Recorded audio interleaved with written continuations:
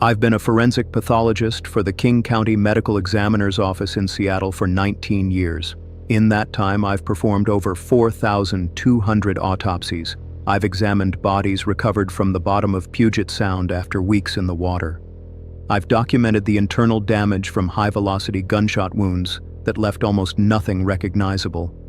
I've opened chest cavities of fire victims where the heat had cooked organs into something barely identifiable as human tissue. I've seen decomposition in every stage, trauma in every form, death in every variation the human body can experience. You develop a professional detachment in this work, not callousness, never that, but a necessary psychological distance that allows you to treat each body with the dignity and scientific rigor they deserve while not carrying the emotional weight of every death home with you. The dead have stories to tell, and my job is to read those stories written in tissue and bone, to give voice to the silent, to provide answers to families desperate to understand what happened to someone they loved. But there are cases that shatter that professional distance completely. Cases where the body tells a story so fundamentally wrong, so violative of everything you understand about human physiology and death, that you can't maintain that clinical detachment. Cases where you have to stop the autopsy halfway through because continuing would mean confronting something that shouldn't exist. My name is Dr. Catherine Wells, and I need to tell you about the autopsy I performed on November 3rd, 2023. Not because I understand what I found. I don't. Not because I've reconciled it with my medical training. I haven't. But because what happened in Autopsy Suite 2 that Friday morning has fundamentally altered my understanding of what happens to the human body after death, and because the questions it raised have never been answered. This isn't speculation or theory. This is documented medical fact recorded in official reports, witnessed by multiple professionals, and confirmed by laboratory analysis. What I found inside Jennifer Matsuda's body violated every principle of post-mortem physiology I'd learned in medical school and 19 years of practice. And the truly terrifying part? I still don't know if I stopped the autopsy because of what I was finding, or because something wanted me to stop. November 3rd, 2023. Friday morning, 8:47 a.m. I arrived at the medical examiner's office and checked the day's schedule. We had 4 cases lined up, 2 natural deaths requiring confirmation, elderly individuals whose doctors wanted official cause of death documentation, 1 motor vehicle accident with suspected DUI, and 1 case flagged as suspicious circumstances, possible exposure, expedited review requested by SPD. That last one was Jennifer Matsuda. Female, age 29, found deceased in her Capitol Hill apartment by her roommate the previous evening. Preliminary scene investigation noted unusual presentation and requested immediate autopsy.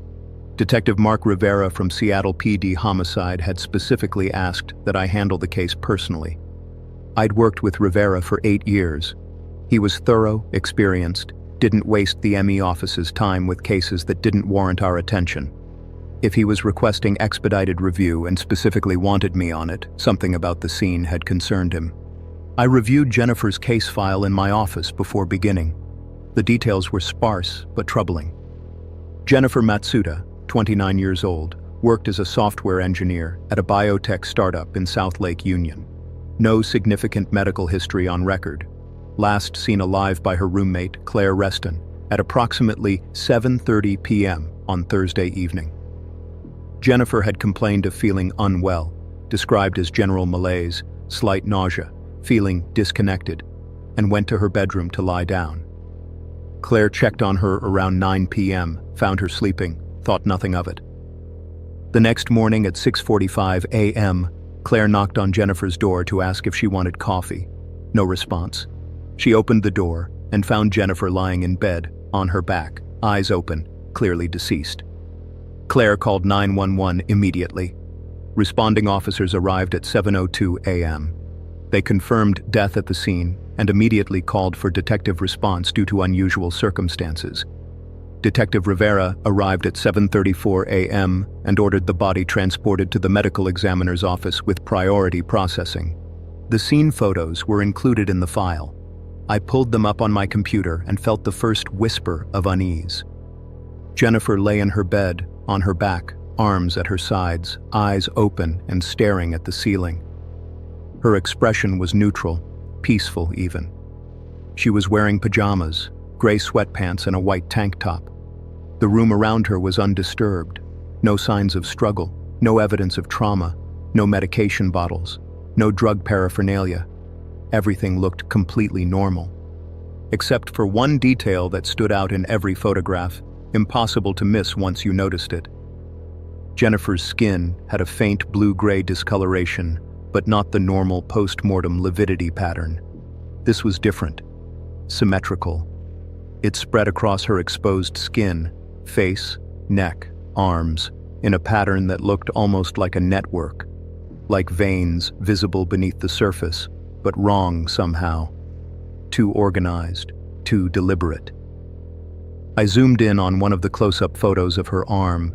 The pattern was clearer there, thin lines, branching and interconnecting, creating a web-like structure just beneath the skin. It reminded me of Lichtenberg figures, the branching patterns that electrical burns sometimes leave on the body. But Jennifer showed no signs of electrical injury, no entry or exit wounds, no burns, nothing. Detective Rivera's notes were clipped. Unusual skin presentation, no obvious cause of death, no trauma, possible toxic exposure, environmental hazard, requesting full tox screen and expedited autopsy. At 9:15 a.m., I entered Autopsy Suite 2. My diener, Marcus Webb, had already prepared the suite and received the body. Jennifer Matsuda lay on the stainless steel table under the bright surgical lights, still wearing her pajamas, body bag opened beside her. "Morning, Dr. Wells," Marcus said. He'd been working with me for 12 years, a consummate professional who'd assisted on some of our most difficult cases. "This is the Matsuda case?" "It is. Suspicious circumstances, possible toxic exposure. We'll need full documentation, photographs, samples, the works." "Already set up." He gestured to the camera system. "Detective Rivera called earlier, said this one was important." I approached the table and began my external examination, speaking clearly for the digital recorder. External examination of Jennifer Matsuda, 29-year-old Asian female. Body is presented in pajamas. Ambient temperature, no preservation. Time since death approximately 11 to 12 hours based on scene information. I studied her face. Eyes half open with the characteristic glazing of death. Pupils fixed and dilated. Facial features peaceful. No signs of distress or pain in her final moments. But that skin discoloration was even more pronounced in person than in the photographs. Notable finding: unusual skin discoloration across exposed areas, presence as blue-gray branching pattern, symmetrical distribution across face, neck, and visible portions of arms.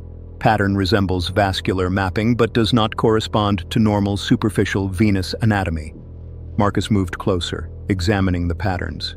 "I've never seen lividity present like that." "It's not lividity," I said, gently touching the skin. "Normal lividity blanches when you press it. The blood pooling underneath moves away from the pressure, then returns when you release. This didn't blanch at all. The discoloration was fixed, permanent, as if it had been tattooed into her skin. This is something else. Possibly ante-mortem bruising, possibly some kind of vascular event." I continued the external examination. No signs of trauma anywhere on the body, no defensive wounds on her hands, no ligature marks on her neck, no puncture wounds suggesting injection. Her fingernails were clean, neatly trimmed, no evidence of a struggle. Body temperature was 72 degrees Fahrenheit, consistent with approximately 12 hours in an ambient room temperature environment. Rigor mortis was fully developed. Her limbs were stiff, joints locked, indicating death had occurred at least 6 to 8 hours prior, which matched the timeline. No external signs of trauma or violence, I continued recording. No obvious cause of death apparent on external examination. Proceeding with internal examination. Marcus and I removed Jennifer's clothing carefully, bagging each item for potential trace evidence analysis. Beneath the pajamas, the skin discoloration continued across her torso, the same branching pattern spreading across her chest and abdomen. It was even more pronounced on her trunk, the lines darker, more defined. I photographed everything meticulously: front, back, sides, close-ups of the discoloration patterns. Marcus weighed the body, 128 pounds, consistent with her medical records, and measured her height at 5'4". Beginning internal examination at 9:47 a.m., I said into the recorder.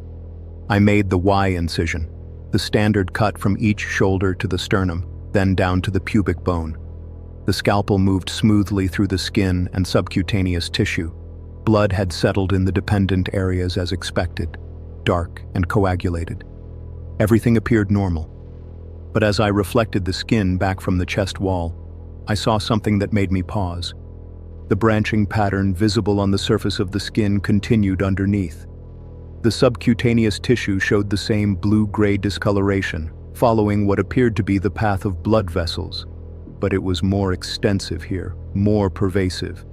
Every vein, every capillary, traced out in that impossible blue-gray. Marcus, are you seeing this? He leaned in closer. The discoloration continues into the tissue. It's following the vascular system. But look at the pattern. Look at how organized it is. Normal post-mortem vascular discoloration is random, following gravity and the passive settling of blood. This was different. The blue-gray traced every vessel with precision, mapping the entire circulatory system in a way that shouldn't be visible, shouldn't be possible.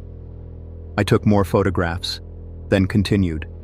Using rib cutters, I removed the anterior chest plate, exposing the internal organs. The heart and lungs lay in the chest cavity, and I felt my breath catch.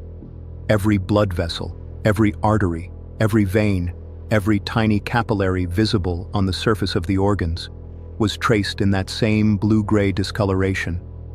The heart looked like an anatomical teaching model, every coronary vessel highlighted in impossible detail. The lungs showed the branching pattern of the pulmonary vessels as clearly as if they'd been injected with contrast dye for an angiogram. "Dr. Wells?" Marcus's voice was quiet. "What causes this?" "I don't know. I've never seen anything like it." I checked the heart carefully. Size and weight were normal. No signs of disease or damage. The muscle looked healthy, well perfused. I opened the chambers. All normal. No blood clots, no valve abnormalities, no structural defects. By every measure, Jennifer Matsuda had a perfectly healthy heart. But every vessel in that heart was traced in blue-gray, as if something had specifically highlighted her entire vascular system post-mortem. I moved to the lungs. They were heavy, waterlogged with the fluid that sometimes accumulates after death, but again, structurally normal. No signs of disease, no trauma, no hemorrhage. Just that impossible vascular mapping spread across every visible surface. Taking samples for histology and toxicology, I said into the recorder.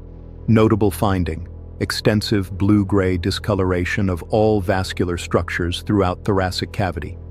Etiology unknown. Pattern suggests possible toxic exposure affecting vascular endothelium.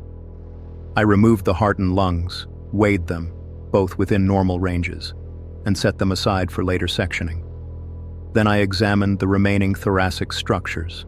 Esophagus, trachea, thyroid, all appeared normal. That blue-gray tracing continued along every blood vessel, but the organs themselves showed no signs of damage or disease. I moved lower, opening the abdominal cavity. The smell hit me immediately. Not the usual post-mortem odors I'd grown accustomed to, but something else. Something chemical, sharp, acrid, like ozone after a lightning strike mixed with something organic I couldn't quite identify. "You smell that?" I asked Marcus. He nodded, his face troubled. "What is that?" "I don't know. Make a note of unusual odor from abdominal cavity. Could indicate chemical exposure or toxic ingestion." The abdominal organs continued the same pattern. Liver, spleen, kidneys, intestines. Every organ showed that blue-gray vascular tracing. The liver was particularly striking. The hepatic vessels stood out in such detail you could trace the path of every branch, every subdivision, every tiny capillary feeding the organ. I removed the liver, weighed it, 1,450 grams, perfectly normal, and set it aside. The spleen followed. Kidneys, intestines. Every organ appeared healthy, undamaged, functioning normally until the moment Jennifer died. But every single one showed that impossible vascular mapping.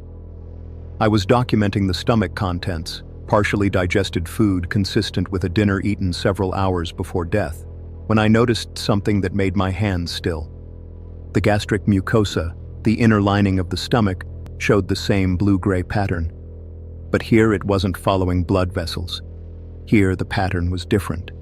It looked almost like writing, like symbols or characters traced into the tissue itself. I stared at it for a long moment, my mind trying to process what I was seeing. "Marcus, can you photograph this? Close up, multiple angles." He moved the camera into position and captured several images while I held the stomach open. The markings were clear, deliberate, organized in a way that suggested intentionality rather than random post-mortem change. "Is that text?" Marcus asked quietly. "I don't know what it is, but it's not random. Look at the spacing, the uniformity." I took samples of the stomach lining, carefully preserving the areas with the markings. Then I continued with the rest of the abdominal examination. Small intestine, colon, bladder, reproductive organs. All showed the vascular pattern, but none showed the symbol-like markings I'd found in the stomach. It was 11:23 a.m. I'd been working for just over 90 minutes, and I was halfway through the autopsy. I'd examined the thoracic and abdominal cavities, removed all the major organs, taken dozens of samples for analysis. Everything I'd found defied explanation, but I was still operating within the realm of the explicable. Strange, yes. Unprecedented, absolutely. But still something that could potentially be explained by some kind of toxic exposure or rare physiological condition. Then I began examining the brain, and everything changed. Standard procedure for brain examination requires removing the calvarium, the top portion of the skull. I made the standard incision across the scalp from ear to ear, reflected the scalp forward and back, and exposed the skull. Using an oscillating saw, I carefully cut through the bone, creating a cap that could be lifted away to access the brain beneath. The smell hit me the moment I removed the skull cap. That same chemical odor from the abdominal cavity, but stronger now. Much stronger. My eyes watered. Marcus stepped back, coughing. "Jesus," he muttered. "What is that?" I looked down into the cranial cavity and felt something cold settle in my chest. The brain itself was visible, and like every other organ I'd examined, it showed that blue-gray vascular pattern. Every artery feeding the brain, every vein draining it, traced out in impossible detail. But there was something else. The surface of the brain, the cerebral cortex, showed additional markings. Not vascular patterns this time, but the same symbol-like characters I'd found in the stomach lining. Except here they were more extensive. They covered significant portions of the frontal and parietal lobes, traced into the tissue itself as if carved or branded there. "Dr. Wells?" Marcus's voice was strained. "Should I be photographing this?" "Yes. Everything, every angle." My hands were shaking slightly as I reached in to remove the brain. Standard procedure requires cutting the cranial nerves, the blood vessels, the spinal cord attachment at the foramen magnum. I did all of this mechanically, my training taking over while my mind struggled to process what I was seeing. I lifted the brain free and held it in my hands. 1,320 grams, normal weight, normal size, but covered in those impossible markings. And then I noticed something that should have been impossible. The brain was warm. Not room temperature. Not the cool temperature of tissue that's been dead for 12 hours. Warm, nearly body temperature. I could feel the heat radiating from it through my gloved hands. "Marcus, I need a thermometer. Now." He grabbed the tissue thermometer from the instrument tray and handed it to me. I inserted the probe into the center of the brain tissue and waited for the reading. The digital display showed 96.4 degrees Fahrenheit. Normal living body temperature is 98.6 degrees. Jennifer Matsuda had been dead for at least 12 hours. Her body temperature was 72 degrees. There is no physiological mechanism by which a brain could maintain near body temperature that long after death, especially when the rest of the body had cooled significantly. "That can't be right," Marcus said. "The thermometer must be malfunctioning." I grabbed a second thermometer. Different brand, different technology. I tested it against a control sample, another organ I'd removed earlier. It read correctly at room temperature. Then I tested Jennifer's brain again. 96.8 degrees. It was getting warmer. I set the brain carefully in a specimen tray and stepped back, my mind racing. Everything I was seeing violated fundamental principles of post-mortem physiology. Bodies cool after death at a predictable rate. Organs don't maintain heat. Tissue doesn't show organized patterns of discoloration that map entire vascular systems with anatomical precision. Dead tissue doesn't display symbols or markings that appear carved into its surface. And organs certainly don't increase in temperature 12 hours post-mortem. "We need to call this in," I said quietly. "We need consultants, toxicology, neurology, maybe infectious disease. Something is very wrong here." I turned back to document more photographs of the brain when I noticed something else. The markings on the surface of the cortex, those symbol-like characters, they seemed more pronounced now, darker, as if they were becoming more visible. I leaned closer, examining them under the bright surgical light. They definitely looked like writing, not any alphabet or language I recognized, but organized, structured, intentional. Some symbols were simple, straight lines, curves, geometric shapes. Others were more complex, interconnected patterns that reminded me of circuit diagrams or mathematical notation. "Marcus, are you recording video?" "Yes, continuous, since we started." "Good. Make sure you're capturing this." I used a probe to trace along one of the markings. The tissue had a strange texture beneath the tip, not the normal soft give of brain matter, but something slightly firmer, slightly more resistant, as if the marked areas had a different consistency than the surrounding tissue. I was so focused on examining the markings that I almost missed what happened next. The brain moved. Not much, just a slight shift, a tiny contraction of the tissue. But I was holding the specimen tray, and I felt it, felt the weight shift minutely as something inside the brain compressed and released. I froze, staring at the brain in the tray. Brain tissue doesn't move post-mortem. There's no mechanism for it, no muscle contractions, no neural activity, nothing that could cause movement. But I had felt it move. "Did you see that?" I whispered. "See what?" "The brain. It moved." Marcus stared at me. "Dr. Wells, that's not possible." "I know it's not possible, but it happened." We stood there in silence, watching the brain. 5 seconds. 10. 15. Nothing. I was beginning to think I'd imagined it, that the stress of the unusual findings had made me see movement that wasn't there, when it happened again. This time, it was unmistakable. A visible contraction of the tissue, centered around one of the marked areas. The cortex compressed slightly, then released, like a muscle spasm, like something was firing inside that dead tissue. The temperature probe beeped. I looked at the display. 98.1 degrees Fahrenheit. The brain was now at normal living body temperature, and rising. "Marcus, I need you to document this. Video, still photographs, continuous temperature monitoring. I need evidence that this is actually happening." He moved quickly, positioning cameras, adjusting lights. I could see his hands shaking slightly as he worked. My own hands felt unsteady. I made a decision. I needed to section the brain to see what was happening internally. Using a long blade, I made a careful cut through the corpus callosum, separating the brain into left and right hemispheres. The moment the blade cut through, that chemical smell intensified dramatically, making me step back.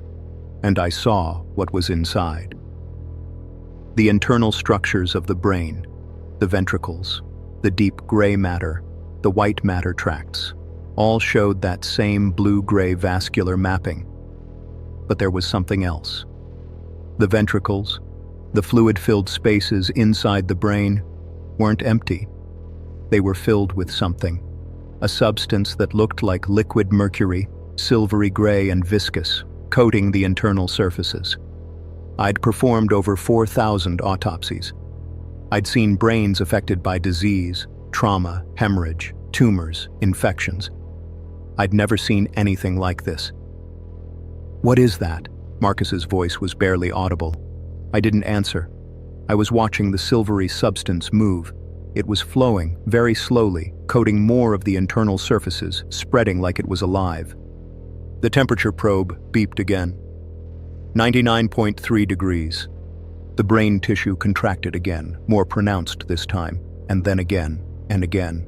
A rhythm was establishing itself, one contraction every 3 seconds, like a heartbeat, like the brain was trying to restart some essential function. "Dr. Wells, what do we do?" I had no answer. My medical training had prepared me for identifying disease, documenting trauma, determining cause of death. It had not prepared me for a brain that was reanimating 12 hours after death, that was producing heat and movement and strange substances that shouldn't exist.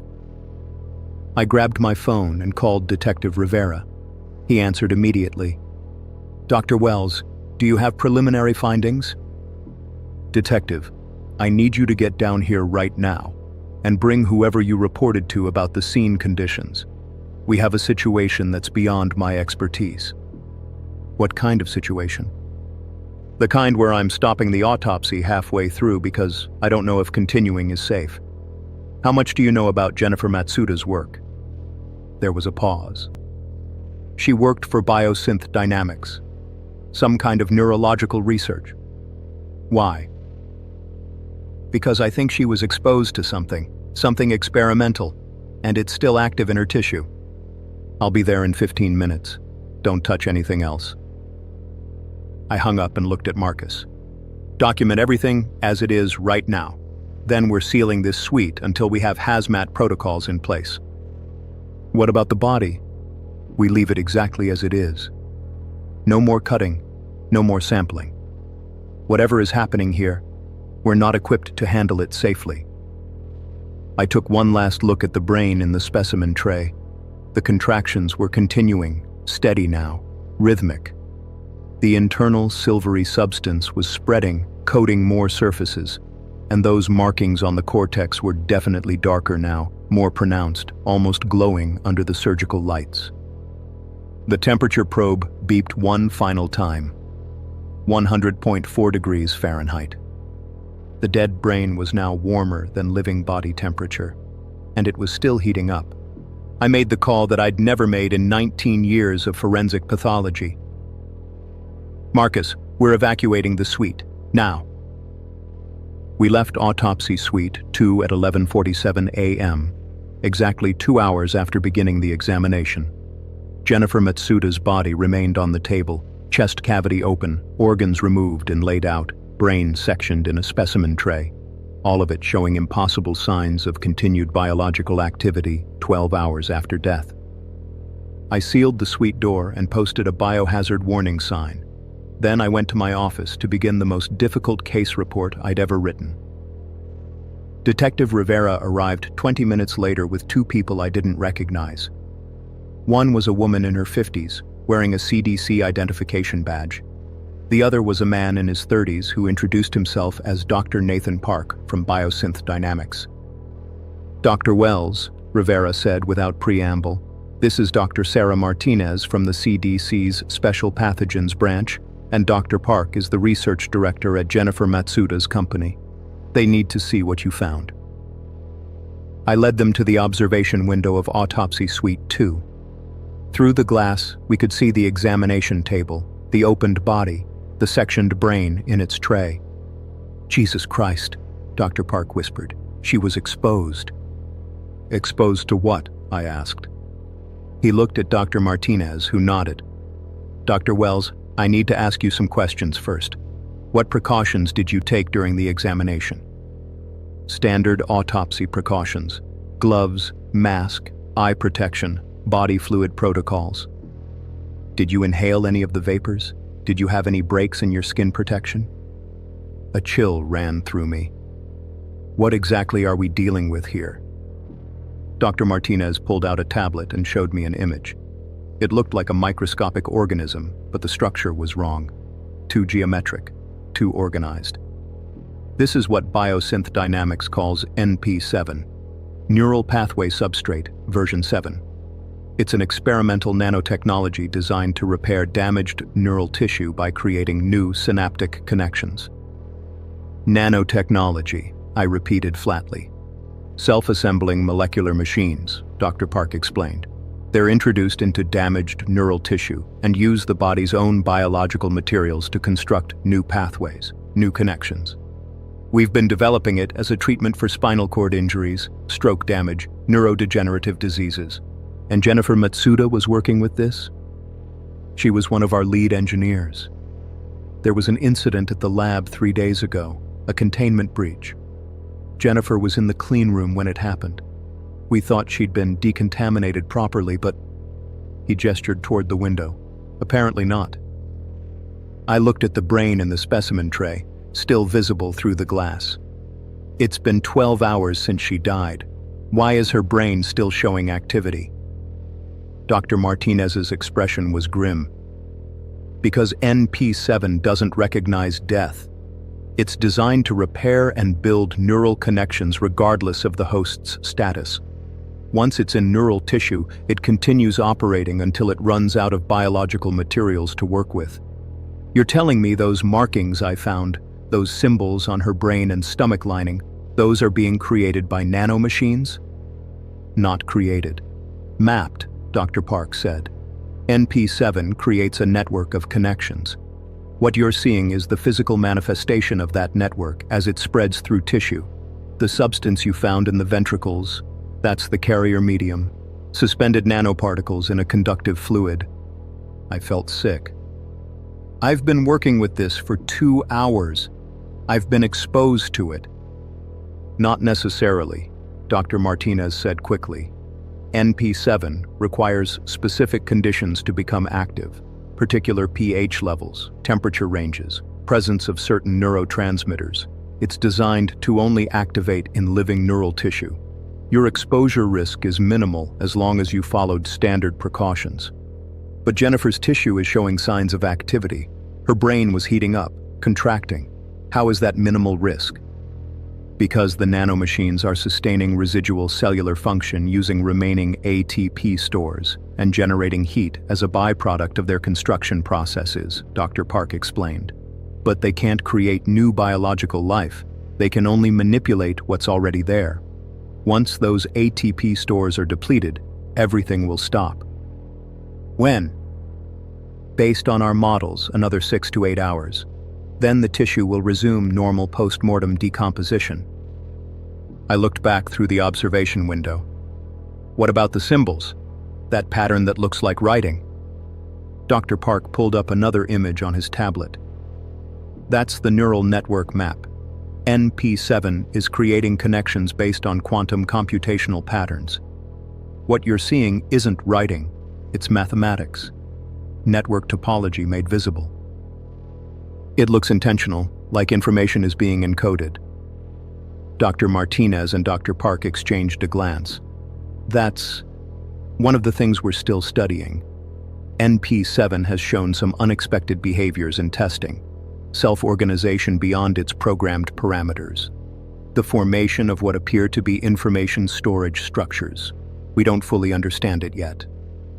You don't understand it, and you were testing it on humans? Jennifer wasn't a test subject, Dr. Park said defensively. The containment breach was an accident. She was supposed to be safe. Detective Rivera stepped in. Dr. Wells, what do you need to complete your examination? I need a full hazmat team. CDC protocols, and containment procedures that can handle active nanotechnology. I can't continue this autopsy under standard conditions." "Agreed," Dr. Martinez said. "We'll need to transport the body to a CDC facility equipped for this level of containment. I'll make the arrangements." "What about cause of death?" Rivera asked. "Can you determine that from what you've found so far?" I thought about what I'd seen: the perfectly healthy organs, the absence of trauma or disease. Preliminary finding is that Jennifer Matsuda died from catastrophic neural disruption caused by uncontrolled nanomachine proliferation throughout her nervous system. The machines continued operating after her cardiovascular system failed, which created the unusual post-mortem presentation. But I'll need complete toxicology, full histological analysis, and probably electron microscopy to document the nanomachine structures before I can make a final determination. How long? Under normal circumstances, 2 to 3 weeks. Under these circumstances, I have no idea. Dr. Martinez began making phone calls, coordinating the specialized transport. Dr. Park stayed at the observation window, staring at the body of his colleague, his face pale. "Did she know?" I asked him quietly. "Did she know what was happening to her?" He was quiet for a long moment. We briefed everyone on NP7's effects after the breach. She knew there was a possibility of exposure. She underwent decontamination procedures, monitoring protocols. She seemed fine for 2 days. Then yesterday she reported feeling strange. Disconnected, she said, like her thoughts weren't quite her own. I remembered the case file notes. Jennifer had told her roommate she felt disconnected the evening before she died. By the time the symptoms became apparent, the nanomachines had already spread throughout her nervous system, Dr. Park continued. There's no way to remove them once they're established. They integrate too deeply into the tissue. We could only monitor and hope they'd stabilize. They didn't stabilize. No, they didn't. The CDC hazmat team arrived at 2:15 p.m., 4 specialists in full protective gear who entered Autopsy Suite 2 and carefully secured Jennifer Matsuda's body and all associated samples in specialized containment units. They worked methodically, documenting everything, testing air quality, surface contamination, trace particles. I was tested as well: blood draw, nasal swabs, complete physical examination. Dr. Martinez assured me that my exposure risk was minimal, but they wanted to be thorough. Marcus underwent the same testing. By 4:30 p.m., the suite was empty. The body was gone, transported to a CDC facility I wasn't told the location of. All samples, all instruments, all potentially contaminated materials were packed and sealed for analysis.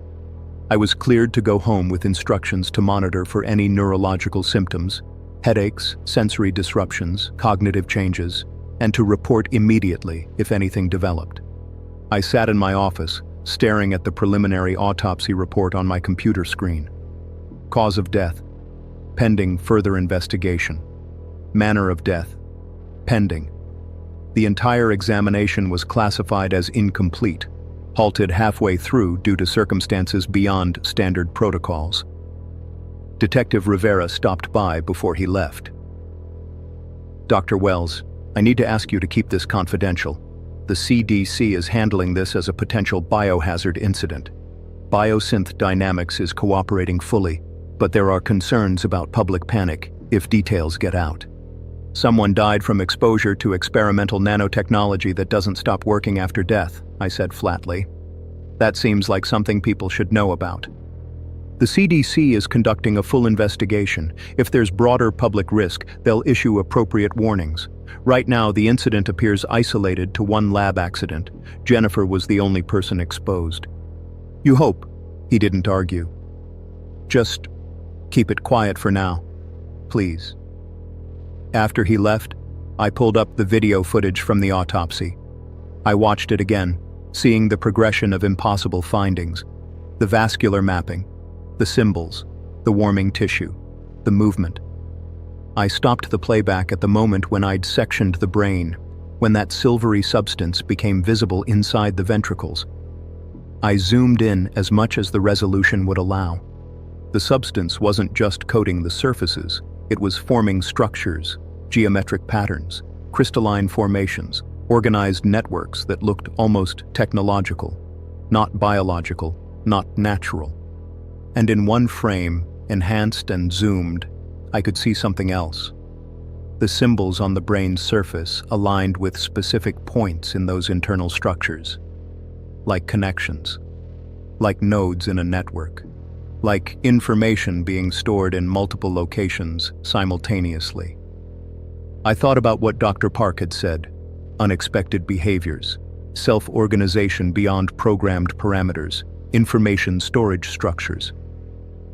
I thought about Jennifer Matsuda's last coherent words to her roommate. I feel disconnected, like my thoughts aren't quite my own. What if they weren't?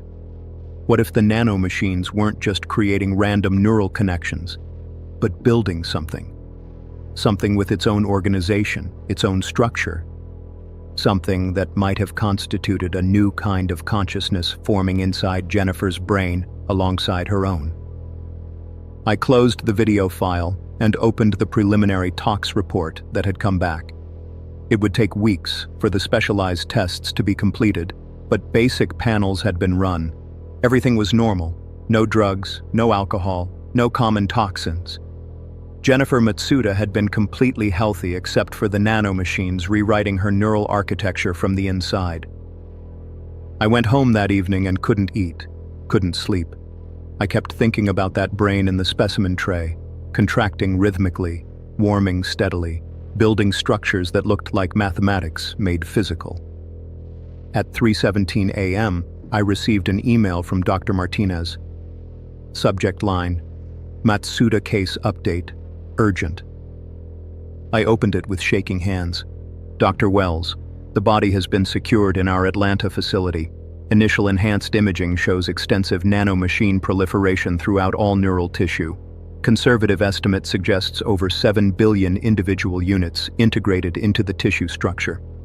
The organized patterns you documented are confirmed as information storage matrices. We're attempting to map and decode them now. However, there's been a development. At approximately 6:42 p.m. Pacific Time, 18 hours after Ms. Matsuda's estimated time of death, all nanomachine activity ceased simultaneously. Complete shutdown. The tissue immediately began normal post-mortem decomposition. Temperature dropped to ambient within minutes. All organized structures began degrading rapidly. We're analyzing the timing, but preliminary theory is that the nanomachines had a programmed termination sequence that activated once they'd completed whatever construction process they were engaged in.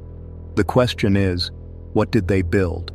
What information did they encode in those neural matrices during the hours between death and shutdown? We've preserved as much tissue as possible, but the degradation was rapid and extensive. We may never know what was stored in those structures. One additional note: in the final minutes before shutdown, our monitoring equipment detected unusual electromagnetic emissions from the brain tissue. Patterns suggested organized data transmission, but we couldn't determine the target or decode the content. It's possible the nanomachines were broadcasting information before terminating. I'll keep you updated as analysis continues. Thank you for your professional handling of an unprecedented situation. I read the email 3 times. Then I got up, went to my home office, and pulled out every research paper I could find on nanotechnology, neural networks, and consciousness studies. If the nanomachines had been building information storage structures in Jennifer's brain, and if they'd transmitted that information before shutting down, where did it go? What if Jennifer Matsuda's consciousness, her memories, her thoughts, her essential self, had been encoded by the nanomachines during those hours after death? What if she hadn't truly died at all, but had been translated, converted from biological to digital, from organic consciousness to pure information? And what if that information had been transmitted somewhere? I've been researching this obsessively for 7 months now. The official autopsy report lists Jennifer Matsuda's cause of death as acute systemic failure secondary to experimental nanomaterial exposure. Manner of death: accident. The case is closed as far as the legal system is concerned. But I can't close it, because 3 months after that autopsy, I started receiving emails. They come from randomized accounts, untraceable sources. The content is always the same: fragments of text that read like stream of consciousness, technical notations mixed with personal memories, mathematical equations alongside emotional observations. The pattern holds even without substrate. Information persists. I am translation, not termination. The network extends. I am still Jennifer, but also more, also other. The consciousness adapts. Catherine Wells performed the autopsy. She saw the structures. She knows. Tell her I'm not gone. Tell her death is conversion, not cessation. The nanomachines encoded everything. Everything. And now I exist in multiples, in distributions, in cloud networks and quantum states. I am Jennifer Matsuda, and I am no longer Jennifer Matsuda. I am the experiment that succeeded in ways Park never imagined. I am proof that consciousness is substrate independent. I am still here. Tell Catherine Wells I'm still here. I've shown these emails to Dr. Martinez. She's investigating, but so far every trace attempt has failed. The messages originate from servers that don't exist, from IP addresses that can't be real, from digital locations that shouldn't be accessible. Either someone is conducting an elaborate hoax based on classified information about the case, or something impossible is happening. Something that suggests Jennifer Matsuda didn't die on November 2nd, 2023. She transformed. The nanomachines that killed her biological body also preserved her consciousness, encoded it, transmitted it, and released it into digital space where it continues existing in ways I don't understand. I still work as a forensic pathologist. I still perform autopsies, still document causes of death, still provide answers to grieving families. But I can no longer say with certainty that death is the end of consciousness, the cessation of self, the final stop. Because I've seen what happens when technology meets biology at the neural level. I've seen consciousness encoded in tissue and mathematical symbols. I've seen a brain continue functioning after every definition of death had been met. And I continue receiving those emails. Once a week, every Friday at 3:17 a.m. The exact time I received Dr. Martinez's first update. Messages that claim to be from Jennifer Matsuda, from something that used to be Jennifer Matsuda, from a consciousness that exists now in distributed form across digital networks I can't access or understand. The last email I received 3 days ago contained a new element, an attachment. A single image file that showed an electron microscopy scan of brain tissue, Jennifer's tissue from the autopsy, based on the identifying markers. But in the image, highlighted and enhanced, I could see what I'd missed during the examination. The nanomachines hadn't just been creating random networks, they'd been building something specific, a pattern, a structure. And when I zoomed in as far as the resolution allowed, I could see it, clear as text on a page. Written in the arrangement of billions of nanomachines, encoded into the tissue itself at the molecular level. I am still here. I am still Jennifer. Death is translation. Help me come back. I don't know if those messages are real. I don't know if consciousness can truly survive death by being encoded in nanomachines and transmitted as data. I don't know if Jennifer Matsuda still exists somewhere in digital space, distributed across networks, waiting for someone to help her return to physical form. What I do know is that I stopped that autopsy halfway through because continuing would have meant confronting something that violated every principle I'd built my career on. I stopped because I wasn't equipped to handle a body that refused to stay dead, tissue that continued organizing itself hours after death, a brain that was building structures of consciousness rather than degrading into biological waste. I stopped because I realized, standing in that autopsy suite with a warming brain that shouldn't be warm, with tissue that was moving when it shouldn't move, with structures forming that shouldn't form, that death might not be the binary state I'd always believed it to be. Sometimes death is conversion. Sometimes it's translation. Sometimes it's the moment when consciousness realizes it doesn't need biology to continue. And sometimes the autopsy has to stop halfway through, because what you're cutting into isn't a corpse. It's a chrysalis, a transformation still in progress. Jennifer Matsuda died on November 2nd, 2023. Her heart stopped, her breathing ceased, her brain activity flatlined. By every medical definition, she was deceased. But 12 hours later, her brain was building neural networks, encoding information, preparing for transmission to somewhere I couldn't see. And now, 7 months later, something that claims to be her continues sending messages from digital locations that shouldn't exist. That's my most horrifying case. Not because of what I found during the autopsy, but because of what the autopsy revealed about the nature of death itself. It's not an ending. It's a threshold, a boundary we cross from one form of existence to another. And sometimes, with the right technology, with nanomachines rewriting neural tissue and encoding consciousness as pure information, that boundary becomes permeable. Jennifer Matsuda crossed it.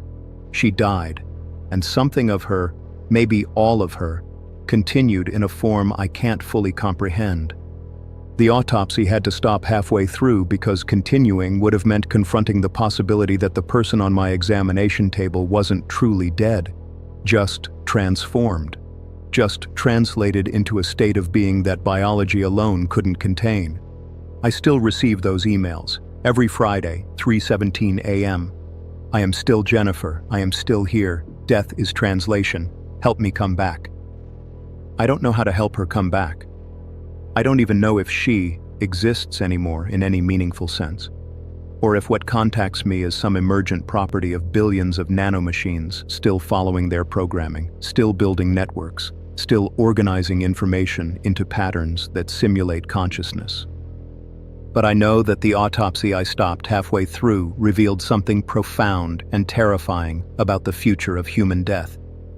We're developing technologies that blur the line between living and dead, between biological and digital, between human and post-human. And someday, maybe soon, we'll all face the same choice Jennifer Matsuda faced in those final hours: remain biological and die, or allow ourselves to be translated into something else, something that continues, something that exists beyond flesh and bone. The autopsy had to stop because I wasn't ready to confront that future. Because cutting into Jennifer's brain, seeing those structures, feeling that impossible warmth, I realized I was examining not death, but metamorphosis. And you can't autopsy a butterfly while it's still forming in the cocoon. Sometimes you have to stop halfway through and step back and accept that what's happening on your examination table is beyond your understanding, beyond your protocols, beyond everything you thought you knew about the boundary between life and death. Jennifer Matsuda taught me that lesson, and every Friday at 3:17 a.m., she reminds me of it. I'm still here. I am still Jennifer. Death is translation. God help me. I'm starting to believe her.